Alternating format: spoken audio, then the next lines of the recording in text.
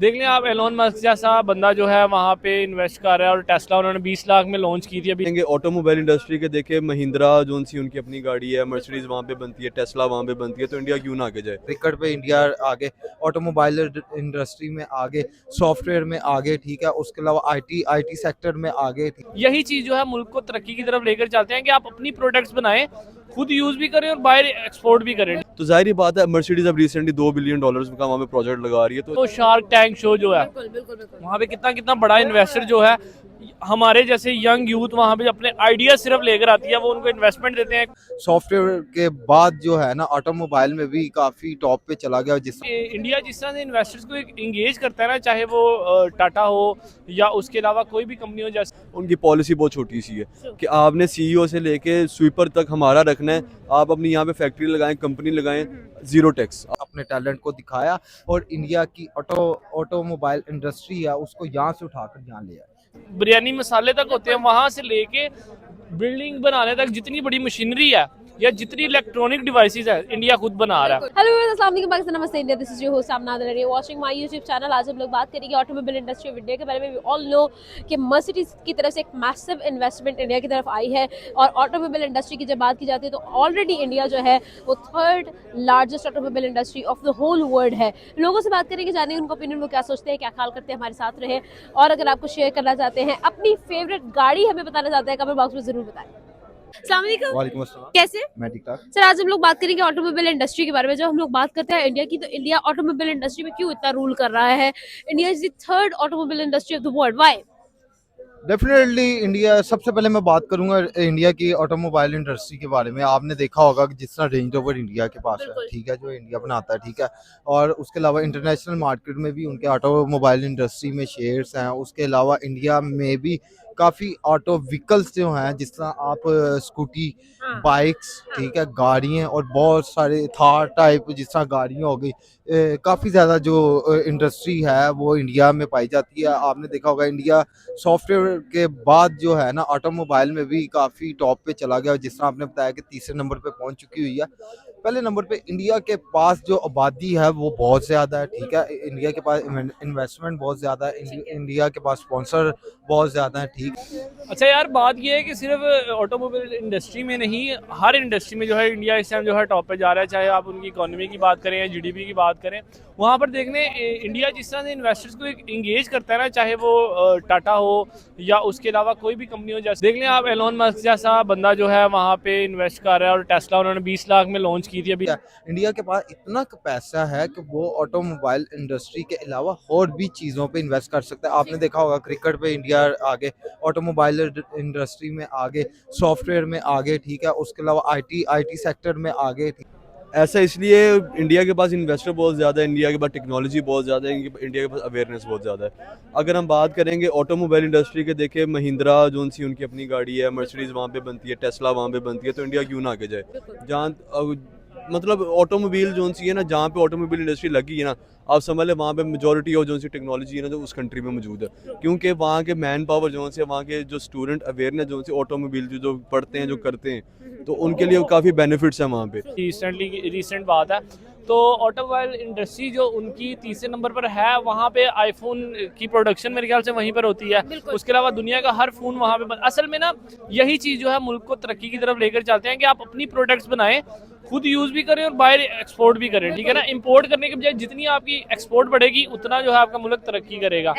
यही चीज इंडिया ने अच्छे टाइम पे सोच ली थी और इसीलिए इंडिया जो है अपने इस चीज पे काम कर रहा है। आप उनकी जौन सी मर्जी इंडस्ट्री उठा ले, मसाले से लेकर, वो मेरे ख्याल से जो बिरयानी मसाले तक होते हैं, वहां से लेके बिल्डिंग बनाने तक जितनी बड़ी मशीनरी है या जितनी इलेक्ट्रॉनिक डिवाइसेस है, इंडिया खुद बना रहा है। इंडिया ने अपने हर डिपार्टमेंट में तरक्की की ताकि वो अपने मुल्क के साथ साथ अपनी अवाम को भी लेकर चले, उन्हें भी फैसिलिटेट करें और अवाम को जो सहूलियात मुहैया की। डेफिनेटली जब एक मुल्क अपनी पब्लिक को एक प्लेटफॉर्म प्रोवाइड करता है, तब भी लोग अपने जो यंगस्टर है, यंग टैलेंट है, वहाँ की अवाम है, उस प्लेटफॉर्म पे वर्क करते हैं और अपने आप को दिखाते हैं कि हम हमारे में कितनी एबिलिटी और कितनी काबिलियत है। तो इंडिया की अवाम ने इंडिया ने उन्हें अपनी अवाम को प्लेटफॉर्म प्रोवाइड किया, अवाम ने प्लेटफॉर्म पे आके अपने टैलेंट को दिखाया और इंडिया की ऑटोमोबाइल इंडस्ट्री है उसको यहाँ से उठाकर यहाँ ले आए। सर जब हम लोग देखते हैं इंडिया की इंडस्ट्रीज की तरफ तो इंडिया जो है वो काफी ग्रो करता हुआ हमें नजर आया, उनका जो टर्नओवर है वो हमें बेशुमार आगे बढ़ता हुआ नजर आया। तो आपको क्या लगता है कि अगर हम क्रेडिट की तरफ आए तो आखिर क्रेडिट किसकी तरफ जाता है? डेफिनेटली सबसे बड़ा क्रेडिट तो इंडिया को खुद ही जाता है ठीक और है। उनके मुल्क को जाता है। फिर सेकंड क्रेडिट जो जाता है ऑडियंस को, ठीक है, जो पब्लिक है उनकी। जाहिर सी बात है, आप एक मुल्क की मुआशियत की अगर बात करें ना, तो उनकी मुआशियत तब स्टैंड करती है जब उनकी जो उनसे इंपोर्ट एक्सपोर्ट जो है हाँ। वो ज्यादा हो, ठीक है। तो जाहिर ही बात है मर्सिडीज अब रिसेंटली $2 बिलियन का वहाँ पे प्रोजेक्ट लगा रही है, तो इसका यही मतलब है ना कि इंडिया के अंदर ऑटोमोबाइल इंडस्ट्री एक्सपैंड हो रही है। एक्सपैंड जितनी ज़्यादा एक्सपैंड होगी उतना तो इंडिया को फ़ायदा है, उतना इंडस्ट्री को भी फ़ायदा है। सर क्या कहना चाहेंगे, जब हम इंडिया की तरफ जाते हैं, इंडिया की तरफ देखते हैं तो इंडिया ने जो है हर एक फील्ड के अंदर एक ग्रिप की है। जब हम लोग क्रेडिट की तरफ जाए तो आखिर इस चीज का क्रेडिट किसको जाता है? ऑब्वियसली गवर्नमेंट को जाता है। वो गवर्नमेंट जो हमेशा कामयाब होती है, जो इन्वेस्टर्स एंड कंपनीज अपने मुल्क में लेकर आए, Engage कर जो सके। इंगेज कर सके, जो उनको मतलब उनके ना विल पावर हो खींच के लाने की यहाँ पे कि यार आप चाइना में नहीं, यहाँ पे इन्वेस्ट करो, आपको ये बेनिफिट्स मिलेंगे।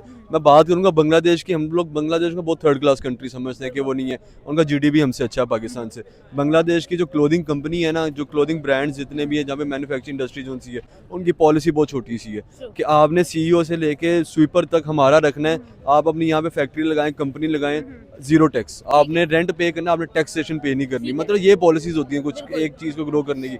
पाकिस्तान में ये पॉलिसी नहीं है। पाकिस्तान में पॉलिसी है, अभी रिसेंटली मैं एक न्यूज़ आर्टिकल पढ़ा था कि तुर्की की एक कंपनी आई, उन्होंने कहा था जी हम लाहौर का सारा सीवरेज सिस्टम जो उनसा सारा बेहतर कर देंगे। हमारी गवर्नमेंट किसी एक आदि खच बंदे ने ऐसे कह दिया, हाँ ठीक है 2 मिलियन का प्रोजेक्ट है, 100 मिलियन मेरा, 100 मिलियन आपका। उन्होंने 2 मिनट से पहले कहा उनका करनी नहीं थी, वो चले गए यहाँ से। ये अगर हो जाता तो किसकी बेहतरी थी? हमारी बेहतरी थी ना। तो कहने का मतलब यही है कि जब तक करप्ट गवर्नमेंट रहेगी ना, तब तक वहाँ पे इंडस्ट्रीज एक्सपैंड नहीं करेंगे। जहाँ पे स्टेबल गवर्नमेंट है, 15 साल से मोदी की गवर्नमेंट जा रही है और मोदी वहाँ पे ग्रो करा रहे हैं इंडिया को, और इंडिया तरक्की कर रहा है। बिल्कुल ऐसा। वहाँ पे अपॉर्चुनिटीज प्रोवाइड कर रहा है यंग जनरेशन को। उनका एक शो चलता है, वो शार्क टैंक शो जो है, बिल्कुल बिल्कुल बिल्कुल। वहाँ पे कितना कितना बड़ा इन्वेस्टर जो है, हमारे जैसे यंग यूथ वहाँ पे अपने आइडिया सिर्फ लेकर आती है, वो उनको इन्वेस्टमेंट देते हैं, एक परसेंटेज रखते हैं और वहाँ पर वो जो है मिलियनेयर्स बिलियनेयर्स बनाते हैं। मतलब कि एक वो स्टूडेंट जिसके जहन में सिर्फ आइडिया है, एक यूनिक चीज़ है, चाहे वो 20-22 साल का हो, नौकरी ना करे, सिर्फ अपना आइडिया लेके उनके तक पहुँच जाए, वो वहाँ पे आपको बिजनेसमैन बना देंगे। यही चीज़ जो है इंडिया को जो है ऊपर लेकर जा रही है कि इंडिया वहाँ पर बिजनेस को ग्रो कर रहा है, चाहे वो छोटी, चाहे एक पाइप या शॉपर ही क्यों ना, वो भी इंडिया ने खुद ही बनाना है। तो इसलिए इंडिया जो है इस टाइम इतना ऊपर जा रहा है। जब आपके मुल्क के अंदर इंपोर्ट एक्सपोर्ट का कारोबार ही कम होगा तो आप किस तरह ग्रो करेंगे? ठीक है। आपने देखा होगा इंडिया ने अपने आप आवाम को फैसिलिटेट नहीं कर रहे तो कैसे डेफिनेटली जब अब अवाम के लिए रिसोर्सेज नहीं है, प्लेटफॉर्म नहीं है, तो अवाम ने जाहिर सी बात है ठप्पे लगवा के दुबई या फिर अमेरिका जैसे मुल्कों में जाके जॉब करनी है ना। जब आप उनके मुल्क में उन्हें प्लेटफॉर्म प्रोवाइड कर देंगे या फिर वो फैसिलिटीज देंगे, तो आप अपने मुल्क में रह के वो काम करेंगे जो आपको आता है और आप लगन और शौक से करेंगे, ठीक है। और डेफिनेटली जब आप लगन और शौक से एक काम को करेंगे तो फिर आप दिन ब दिन तरक्की करेंगे। बिल्कुल ऐसा ही है, बिल्कुल हाँ। ऐसा ही। Thank you.